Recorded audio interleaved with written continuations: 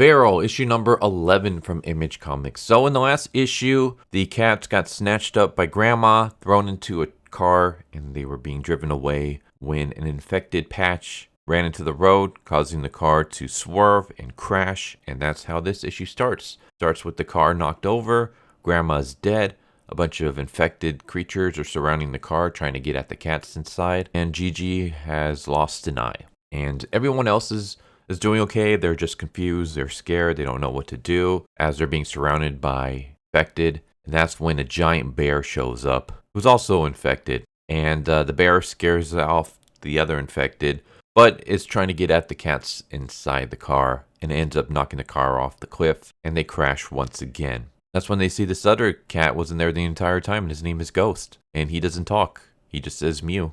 And I'm just like, okay, this is kind of random. Where the hell did this cat come from? It turns out that Ghost is deaf. He can't hear. And he apparently doesn't like being in crowds or something. He likes to go and hide in places and just be by himself. And I'm like, you know what? I think this is my new favorite character now because I can completely sympathize with them.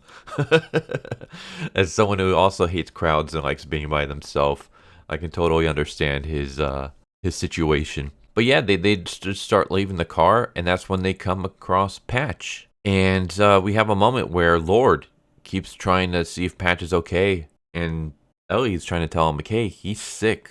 Get away from him. It's no longer Patch. He's not the guy that you knew anymore. And the bear comes down and starts trying to attack. And Patch is a true homie. Even while being infected, he still tries to protect his group. He still tries to protect his siblings. He goes and he faces the bear off alone and tries to buy enough time for Elsie and the rest of the group to make their escape.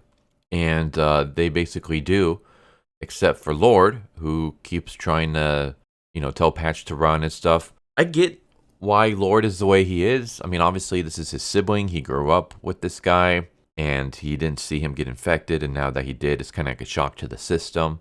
But I will say that I am getting very annoyed with Lord. Anytime there's any kind of situation, Lord is always the one involved. He's always the one that's causing trouble. Even if he's not doing it on purpose, he's still the one that's constantly not running when they should, setting off traps when they don't need to, drawing attention to the group. It's always Lord. And I'm hoping he has some kind of redemption arc or something. I have a feeling that Elsie is going to end up sacrificing herself in the end to save Lord, and I'm not going to be a fan of that because if anyone needs to go, it's Lord. But Elsie is eventually able to convince Lord to run, and so they make a run for it, and we have this sad moment where the bear grabs Patch and slams him to the ground off screen, but it pretty much is signifying that he's been squashed, he's dead. I hope that's not the case. I hope Patch can make it through, but I think this is the end, and if it is, what a way to go. Even while infected, he sacrificed his life to save his family. He was a true homie. And I'm going to stop it there. I don't want to spoil everything else. I will say that this is a very quick read. This is reminding me very much of, I guess, a little bit off topic of Chainsaw Man, where it's like you can read this thing in 10 seconds. That's how Chainsaw Man is. This issue, you can read it in a minute or two, not even. It's a super quick read. This video is probably going to be really short. I enjoyed it. It was good. I'm glad to see that they didn't make Patches a villain despite being infected. Even while being infected, he still put his family first. He didn't go against them. He didn't attack them. He didn't try to kill them. Because we saw him realize, slowly succumbing to the virus. And then he sets out to go find his family. And this is setting up to he's going to try to find them so that he can kill them. But no, in the end, he sacrifices himself to protect them. And I thought that was a pretty cool character arc for him. Even though, I don't know if I would want to say character arc, because even from the very beginning, he was very much trying to protect the family. It would have been more of a character arc for Lord to be the one that steps up and actually does something to save the day, because he hasn't yet. He's pretty much been the one that's constantly gotten them into trouble. Yeah, it's still, if he's got to go, that's an awesome way to go.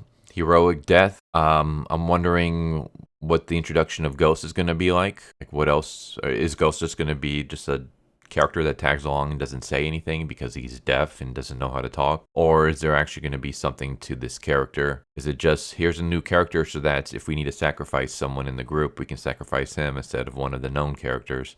I'm hoping that's not the case. But all in all, yeah, this was fun. It was entertaining.